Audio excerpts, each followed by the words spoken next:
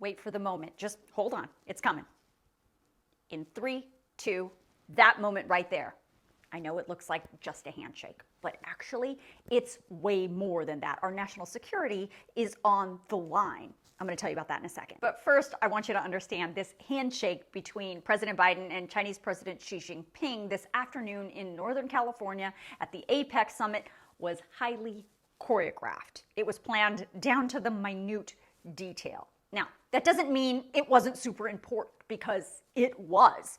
This is the first time in a year the two leaders of the world's two largest economies met. This 2-hour or so meeting comes as tensions between the United States and China have been ratcheting up over things like China's no-limits friendship with Russia, the human rights violations the U.S. says China has been committing on its own people, the aggressive maneuvers the Chinese military has been making, flying way too close to our U.S. aircraft over the South China Sea, over things like former House Speaker Nancy Pelosi and her visit to Taiwan, the trade wars, and you of course remember that Chinese spy balloon that was floating above our country back in February and had to be shot down by our fighter jets. We were pissed at them, they were pissed at us. Needless to say, all of that combined has led to very icy diplomatic relations between the two superpowers.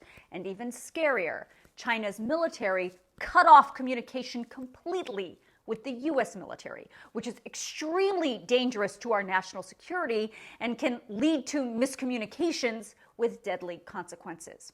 So today, President Biden and President Xi talked on the sidelines of the Asia-Pacific Cooperation Summit to talk about the economic ways that the U.S. and China can, yes, compete, but could also work together and sort of restore that relationship.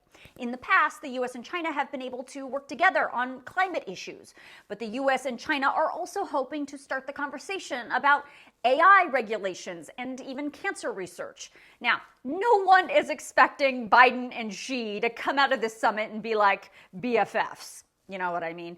And the White House has really tried to keep expectations really low for what could come out of this meeting. But at the bare minimum, the U.S. is hoping to have that military channel between the U.S. and China reopened, so there is no misunderstanding militarily between the two countries. During the meeting, President Xi sounded optimistic, saying the China-U.S. relationship has never been smooth sailing over the last 50 years or more, and he went on to say that turning their back on each other is not an option.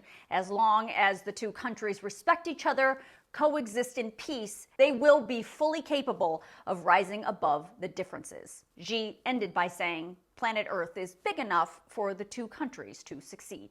We'll see what President Biden says shortly.